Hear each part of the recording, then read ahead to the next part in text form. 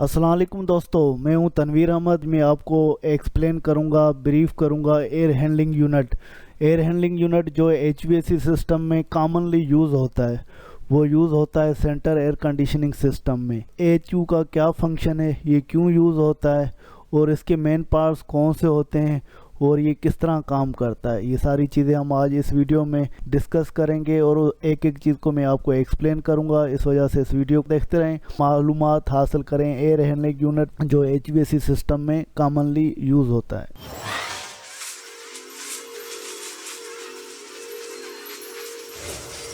दोस्तों, air handling unit के standard NASI short form है American National Standard Institute, AHRI short form है air conditioning heating and refrigeration institute. इस standard 430 के मुताबिक एचयू को फैक्ट्री असेंबल होना चाहिए, वो उनकी केसिंग में इंक्लूड होना चाहिए फैन और अदर नेसेसरी इक्विपमेंट जो इसकी सर्कुलेशन, हवा की सर्कुलेशन या क्लीनिंग या उसको हीटिंग करना है या कूलिंग करना है या ह्यूमिडिफायर या डिह्यूमिडिफाइंग करनी है या एयर को मिक्स करना है, ये सारी इंक्लूड होनी चाहिए NASI HRI स्टैंडर्ड 430 के मुताबिक। दूसरी बात करते हैं एयर हैंडलिंग यूनिट कंट्रोल की। एयर हैंडलिंग यूनिट कंट्रोल में सबसे पहले ये टेम्परेचर को मेंटेन करता है, ये ह्यूमिडिटी को मेंटेन करता है, एयर मूवमेंट, जो भी एयर एचयू में से आ रही है या सप्लाई हो रही है या रिटर्न हो रही है उसको मेंटेन करता है।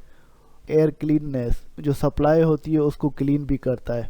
मेन एयर हैंडलिंग यूनिट के ये 4 चीज़ें होती हैं जो हमें जिस भी स्पेस में हमें एयर को सप्लाई करना होता है, ये 4 पैरामीटर्स, ये 4 मेन इम्पॉर्टेंट चीज़ें वो हमें मेंटेन करनी होती है, जैसे स्पेस का कंफर्ट एनवायरनमेंट हम मेंटेन कर सकें। एयर हैंडलिंग यूनिट का डायग्राम है जिसमें मैं आपको एक्सप्लेन करूंगा जो 4 पैरामीटर हम कंडीशन स्पेस के मेंटेन करते हैं। फॉर एग्जांपल, ये कंडीशन स्पेस है जहाँ कोई रूम है या कोई घर है, वहाँ का टेम्परेचर हमें मेंटेन करना है, या हमें ह्यूमिडिटी मेंटेन करनी है, या एयर सप्लाई ऑफ एयर या रिटर्न हो रही है उसको मेंटेन करना है, या एयर की क्लीननेस इस लोकेशन की मेंटेन करनी है। तो ये एयर हैंडलिंग यूनिट किस तरह ये सारी चीज़ें इस लोकेशन पे या रूम की ये मेंटेन करता है, वो 4 चीज़ें मेंटेन करता है आपको, जैसे मैंने पहले एक्सप्लेन किया। नंबर 1 पे हमें टेम्परेचर मेंटेन करना है, नंबर 2 पे ह्यूमिडिटी मेंटेन करनी है, नंबर 3 पे एयर की मूवमेंट मेंटेन करनी है, नंबर 4 पे एयर क्लीननेस। अभी एचयू अगर फॉर एग्जांपल ये रनिंग में कंडीशन में और ये फैन चल रहा है, हवा यहाँ पे रूम में जाएगी। सबसे पहले हम टेम्परेचर पे आते हैं। टेम्परेचर फॉर एग्जांपल इस रेफ्रिजरेंट स्पेस का टेम्परेचर कंफर्ट नहीं है, ज़्यादा टेम्परेचर, आप इस टेम्परेचर को लो करना चाहते हैं तो एयर हैंडलिंग यूनिट के अंदर एक कॉइल लगा होता है जिसे हम कूलिंग कॉइल बोलते हैं। अगर टेम्परेचर हमें रिड्यूस करना है तो कूलिंग कॉइल लगा होता है। कूलिंग कॉइल कनेक्ट होता है किसी भी चिलर के साथ या DX यूनिट के साथ, वहाँ से चिल वाटर या रेफ्रिजरेंट आता है इस कॉइल के अंदर और फिर रेफ्रिजरेंट कॉइल से क्रॉस होकर वापस जाता है। इस कमरे में से ये रिटर्न एयर का डक्ट है जो रिटर्न हो रही है इस यूनिट में, और फिर इस कॉइल से एयर क्रॉस होकर फिर इस रूम में डक्ट की मदद से जाती है और यहाँ डिफ्यूज़र से आउटलेट निकलती है। अभी जब भी चिल्ड वाटर इसमें जाएगा या रेफ्रिज जाएगा वो उसका टेम्परेचर लो होगा। जब भी एयर इस कॉइल से क्रॉस होगी वो ठंडी होकर जाएगी, इस वजह से जो फैन से एयर सप्लाई होती है उसका टेम्परेचर डाउन होता है और ये कंटिन्यूसली एयर सर्कुलेट होती रहती है। एचयू की मदद से रूम में से सर्कुलेट होती है तो इस रूम का टेम्परेचर ग्रेजुअली रिड्यूस होता रहता है और मेंटेन हो जाता है जो हमें सेट टेम्परेचर इस रूम का चाहिए। यहाँ आपका जो यूनिट है वो रिवर्सिबल है। फॉर एग्जांपल DX यूनिट है आपका रिवर्सिबल है, यहाँ चिलर लगा हुआ है, रिवर्सिबल लगा हुआ है, तो सर्दियों में आपका यहाँ से चिल वाटर की जगह पे हॉट वाटर आएगा। यहाँ DX यूनिट है, रिवर्सिबल है, जो रेफ्रिजरेंट चिल्ड थी तो वो रेफ्रिजरेंट हॉट रेफ्रिजरेंट आएगी। एवापोरेटर एज उस टाइम कंडेंसर का काम करेगा, ये यहाँ से रेफ्रिजरेंट गर्म होगी, जब हवा इसमें से क्रॉस होगी तो वो गर्म होकर क्रॉस होगी। और अगर सर्दियों में आपका टेम्परेचर रूम का बढ़ाना है तो ये एयर की मदद से वो टेम्परेचर राइज होगा। इस तरह से हम रूम का टेम्परेचर मेंटेन करते हैं। नंबर 2 पे आते हैं टेम्परेचर के बाद। जैसे मैंने आपको एक्सप्लेन किया था, हमें दूसरी चीज़ मेंटेन करनी है, वो है ह्यूमिडिटी। ह्यूमिडिटी इस एयर हैंडलिंग यूनिट के अंदर एक ह्यूमिडिफायर लगा होता है। ह्यूमिडिफायर का काम ये होता है तो ह्यूमिडिटी को मेंटेन करना। सर्दियों में आपने नॉर्मल देखा होगा रूम की जो ह्यूमिडिटी है वो रिड्यूस हो जाती है और इस वजह से जिस्म हमारा खुश्क हो जाता है घरों में या बाहर, क्योंकि ह्यूमिडिटी लेवल कम हो जाता है। ह्यूमिडिटी से मुराद एयर में जो मॉइस्चर होता है वो कम हो जाता है। हमें एयर का मॉइस्चर बढ़ाना है, तो इस ह्यूमिडिफायर में एक बॉटल लगी होती है वाटर की, वो ह्यूमिडिफायर फिर उससे वाटर की शावरिंग होती है। ह्यूमिडिफायर के भी मुख्तलिफ़ किस्म होते हैं। बहरहाल पान टाइप का भी होता है, स्प्रे टाइप का भी होता है और हीटिंग कॉइल टाइप का भी होता है। ह्यूमिडिफायर में से पानी इस AHU के अंदर शावर होता है। जब एयर क्रॉस होगी तो एयर में से वाटर मिक्स होगा, एयर की ह्यूमिडिटी लेवल राइज हो जाएगा। इस तरह से जो एयर हमें यहाँ से कॉइल से क्रॉस होकर फैन सप्लाई करेगा रूम में, उसका ह्यूमिडिटी लेवल बड़ा होगा या इंक्रीज़ होगा। जो भी हमें ह्यूमिडिटी सेट करनी है, इस ह्यूमिडिफायर जो ऑटोमेटिक होते हैं उसमें ह्यूमिडिटी का लेवल सेट कर देते हैं और ये ह्यूमिडिफायर ऑटोमेटिक ह्यूमिडिटी मेंटेन कर देते हैं। अगर ह्यूमिडिटी सपोज़ करें आपकी बढ़ी हुई है, आपको डीह्यूमिडिफाई करना है, तो उस पर यहाँ पर डीह्यूमिडिफायर कॉइल लगे होते हैं। वो इलेक्ट्रिक हीटिंग कॉइल भी लगे होते हैं या स्टीम के कॉइल भी लगे होते हैं या हॉट वाटर के कॉइल भी होते हैं। वो क्या करता है तो वो एयर को डीह्यूमिडिफायर करता है। डीह्यूमिडिफाई किस तरह करता है, जब एयर इस डीह्यूमिडिफायर से क्रॉस होगी उस एयर को ये हीटअप करता है। जो एयर के अंदर जो वाटर होता है वो कंडेंस होकर इसमें पान में नीचे आ जाता है, वो कंडेंसर में पानी ड्रेन हो जाता है और फिर एयर जो है एयर में ड्राई होकर वो सप्लाई हो जाती है। इस तरह से एयर को हम डीह्यूमिडिफायर करते हैं और एयर में से ह्यूमिडिटी रिड्यूस करते हैं। इस तरह से जो सप्लाई ऑफ एयर जो AHU की मदद से रूम में जाएगी वो एयर डीह्यूमिडिफाई होकर जाएगी और एयर का जो ह्यूमिडिटी लेवल है वो डाउन होगा।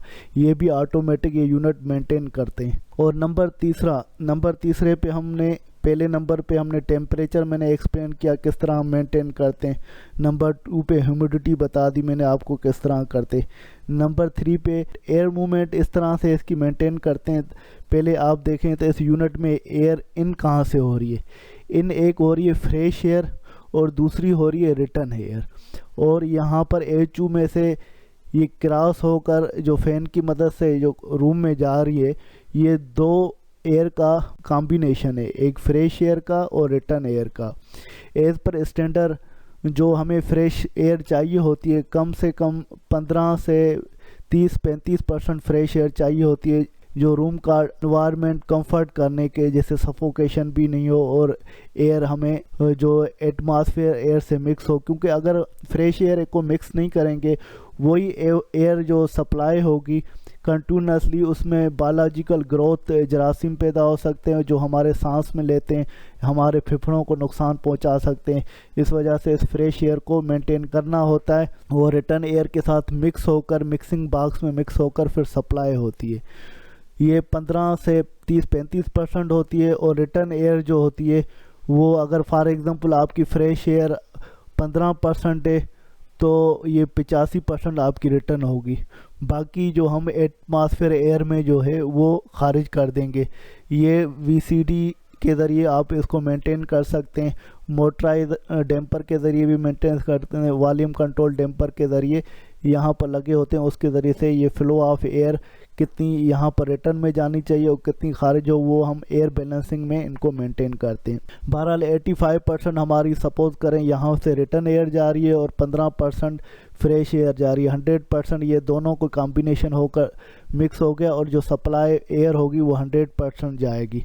इसी तरह आपके रूम ज़्यादा हैं या घर बड़ा है या बिल्डिंग बहुत बड़ी है और यूनिट आपने बड़े लगाए हुए हैं, तो एयर की मदद से सप्लाई ऑफ एयर और हर जगह पे डक्ट में VCD वॉल्यूम कंट्रोल डैम्पर लगे होंगे या VA बॉक्स लगे होंगे। ये फर्दर डिटेल बहुत हो जाएगी, बहरहाल ये सिंपल मैं बता देता हूँ। ये सप्लाई ऑफ एयर होगी, उसमें से ग्रिल या सप्लाई एयर डिफ्यूज़र लगे होते हैं, वो एयर को फैला देते हैं, जैसे रूम में टेम्परेचर में जो सप्लाई एयर हो रही है वो फैल जाए। और अगर कूल एयर है तो वो रूम ठंडा हो जाए, हॉट एयर है तो रूम गर्म हो जाए। डक्टों में वीसीडी या वीएफ बॉक्स लगते हैं, वहाँ से हम एयर की सप्लाई को मेंटेन करते हैं और जितनी एयर हमें चाहिए होती है उतनी एयर को बैलेंस किया जाता है after the installation of complete system. और नंबर 4 पे आता है हम एयर क्लीननेस। एयर क्लीननेस, जो सप्लाई ऑफ एयर हमारी रूम में हो रही है या कंडीशन रूम में हो रही है उसको क्लीन होना चाहिए। क्लीन इस तरह से होना चाहिए, जब मिक्सिंग बॉक्स में एयर आती है, जो मिक्स होकर आती है, रिटर्न एयर और फ्रेश एयर का कॉम्बिनेशन होता है, उसके बाद ये बैग फ़िल्टर लगाते हैं या प्री फ़िल्टर भी लगे होते हैं, बैग फ़िल्टर भी लगे होते हैं या हिपा फ़िल्टर भी होते हैं, इलेक्ट्रॉनिक्स फ़िल्टर भी होते हैं, काफ़ी फ़िल्टरों के टाइप पे वो लगे होते हैं। ये फ़िल्टर लगाने का मकसद ये होता है तो एयर की क्वालिटी को हमें इम्प्रूव करना है, एयर को साफ़ करना है, एयर को जरासीम से पाक करना है, गंद से पाक करना है, एयर में जो भी मिक्सचर ऑफ डस्ट आ रही है उसको रोकना है। जैसे हमें सप्लाई जो एयर रूम में हो या कंडीशन स्पेस में हो बिल्कुल हमें साफ़ मिले, जैसे एयर को फ़िल्टर कर सकें। ये चौथा आपको स्टेप था जो इस कंडीशन रूम में हमें मेंटेन करना है। एयर हैंडलिंग यूनिट इस वजह से इम्पॉर्टेंट है, मेंटेन करता है आपका टेम्परेचर रूम का मेंटेन करता है। नंबर 2 पे ह्यूमिडिटी मेंटेन करता है। नंबर 3 पे एयर की मूवमेंट वो मेंटेन करता है। और नंबर 4 एयर की क्लीननेस मेंटेन करता है, जैसे कंडीशन रूम या रूम की स्पेस का जो टेम्परेचर, ह्यूमिडिटी, एयर और क्लीननेस हमें प्रॉपर मिल सके और कंफर्टली हम रूम में या घर में या बिल्डिंग में, अपार्टमेंट में या किसी भी इंडस्ट्री में इसको यूज़ कर रहे हैं तो कंफर्ट एनवायरनमेंट हमें मिले और जो भी काम हो, जो भी प्रोडक्शन, जो वर्किंग है कंफर्ट एनवायरनमेंट में कर सकें। ये HU का सेम डायग्राम में, मगर इसमें कुछ चीज़ें एडिशनल है। जैसे आप यहाँ पर देखें ह्यूमिडिटी स्टेट और थर्मोस्टेट मेंशन किया गया है, और दूसरा ये वॉल्यूम कंट्रोल डैम्पर ये मेंशन हुए हैं, और तीसरा यहाँ पर हीटिंग कॉइल मेंशन हुआ है। यहाँ पर मैं आपको ये चीज़ें एक्सप्लेन करूँगा। जैसे हमें HU की मेंटेन करना होता है टेम्परेचर, ह्यूमिडिटी, एयर वॉल्यूम और एयर क्लीननेस। जैसे आपको पहले मैंने ये सारा एक्सप्लेन किया। ह्यूमिडिटी ह्यूमिडिटी को किस तरह मेंटेन करता है। ह्यूमिडिटी फायर के साथ कनेक्ट होता है। ह्यूमिडिटी स्टेट इस रूम में या कंडीशन स्पेस में लगा होता है। इस रूम की कितनी ह्यूमिडिटी है वो आपने जो ह्यूमिडिटी सेट करेंगे, सेट पैरामीटर डालेंगे, वो इसको सेंस करेगा और ये सिग्नल ह्यूमिडिफायर को देगा। उस हिसाब से ह्यूमिडिफायर ऑटोमेटिक रूम की सप्लाई एयर हो रही है उस एयर की ह्यूमिडिटी मेंटेन करेगा। उस ह्यूमिडिटी अगर बढ़ी हुई है तो उसको कम करेगा, और ह्यूमिडिटी कम है तो उसको बढ़ाकर रूम में दे देगा। और कॉइल लगा हुआ है, कूलिंग कॉइल भी है और हीटिंग कॉइल भी है। ये भी टेम्परेचर सेंसर जिसे हम थर्मोस्टेट बोलते हैं इसके साथ कनेक्ट होते हैं। थर्मोस्टेट का जब टेम्परेचर रूम में देखते हैं तो अगर टेम्परेचर बढ़ा हुआ है तो ये जो सप्लाई ऑफ एयर होती है वो 100% सप्लाई होती है और रूम का टेम्परेचर मेंटेन होता है। अगर टेम्परेचर मेंटेन हो गया तो इस फैन, अगर VFD टाइप का फ़ैन है तो उसकी रेगुलेट स्पीड होगी, कम होगी या ये ऑफ हो जाएगा। अगर टेम्परेचर बढ़ा हुआ है तो ये चलेगा। ये कंडीशन डिपेंड करता है, मगर कहने का मकसद है ये तो ऑटोमेटिक मेंटेन करता है। और कूलिंग कॉइल जैसे आपको पहले एक्सप्लेन किया था, यहाँ पर हीटिंग कॉइल एडिशनल है। कुछ हमारे HVAC के सिस्टम इस तरह होते हैं, सिर्फ वो कूलिंग मूड के होते हैं। अगर चिलर आपका सिर्फ कूलिंग टाइप है और DX यूनिट कूलिंग टाइप है और सर्दियों में ये हीट कॉइल नहीं करेगा, सर्दियों में हीट नहीं करेगा। इस वजह से अगर आपके जहाँ पर ये HU लग रहा है किसी इंडस्ट्री में, ऑर्गेनाइजेशन में या बिल्डिंग में, वहाँ पर ऑलरेडी आपके पास बॉयलर है या कोई हीटिंग सोर्स है जहाँ से आपको हॉट वाटर मिल सके, आप वो हॉट वाटर के लिए एक एडिशनल हीटिंग कॉइल इसमें डाला जाता है। सर्दियों में कूलिंग कॉइल को हम ऑफ कर देते हैं, उसके वाल बंद कर देते हैं और हीटिंग कॉइल के वाल ऑन कर देते, खोल देते हैं। तो हॉट वाटर इस हीटिंग कॉइल में आता है, वो हीट एक्सचेंजर से या इस कॉइल से क्रॉस होकर वापस ये साइकिल की मूड में सर्कुलेशन होती है। जैसे हॉट वाटर आएगा, जो एयर इसमें आएगी फ्रेश और रिटर्न एयर ये मिक्स आएगी, हीटिंग कॉइल से क्रॉस होकर जब जाएगी तो वो हॉट एयर होकर सर्दियों में हमारे कंडीशन स्पेस में आएगी और रूम का इस तरह से टेम्परेचर जो सर्दियों में हमें चाहिए वो हमें मिल सकता है। अगर आपका सिस्टम जो HVAC का चिलर है या DX यूनिट है, रिवर्सिबल टाइप है, तो उसमें हीटिंग या कूलिंग कॉइल दो नहीं लगते, सिर्फ एक ही कॉइल लगता है। वो दोनों हीटिंग और कूलिंग कॉइल का पर्पस पूरा करते हैं। और तीसरी चीज़ यहाँ पर देखें, ये वॉल्यूम कंट्रोल डैम्पर जो पहले भी आपको एक्सप्लेन किए थे यहाँ पर लगे होते हैं। जो हमारी रिटर्न की एयर हमेशा 100% हम नहीं देते, रिटर्न एयर हम वो 75% भी कहीं देते हैं, कहीं 80 देते हैं, कहीं 85% देते हैं। वो डिज़ाइन पैरामीटर के हिसाब से उसको फॉलो किया जाता है। तो एटमॉस्फेयर एयर से फ्रेश एयर जो फॉर एग्जाम्पल 15% आपने लिए या 20% लिए, फॉर हम सपोज करते हैं 15% ली हुई है और रिटर्न की एयर हमें 85% आ रही है, 15 और 85 100% हो जाएगा। तो ये बाकी 15% जो यहाँ से तो रिटर्न 100% ही आएगी, 15% हम वो एटमॉस्फेयर में वो निकाल देते हैं और 85% यूनिट में रिसर्कुलेट होती है। और इसके अलावा एक चीज़ और भी बता दूं, यहाँ पर एक हीट रिकवरी व्हील भी होता है। हीट रिकवरी व्हील भी इस HU यूनिट में लगता है। अगर 2 स्टेज लो लेवल और एक हाई लेवल, उसमें हीट रिकवरी व्हील भी लगता है। वो बेसिकली सप्लाई और रिटर्न एयर होती है, हीट एक्सचेंज होती है, वो हमें एनर्जी सेविंग करने के लिए यूज़ होती है। दोस्तों उम्मीद है कि ये मेरी video regarding air handling unit आपको पसंद आई होगी। मैं चाहूँगा कि मेरी वीडियो को आप सब्सक्राइब करें, लाइक करें और अपने टेक्निकल फील्ड से रिलेटेड, HVAC फील्ड से रिलेटेड, MEP फील्ड से रिलेटेड दोस्तों के साथ ये वीडियो शेयर करें। इसके साथ तनवीर अहमद को इजाज़त दीजिए। अगली वीडियो तक अल्लाह हाफिज़।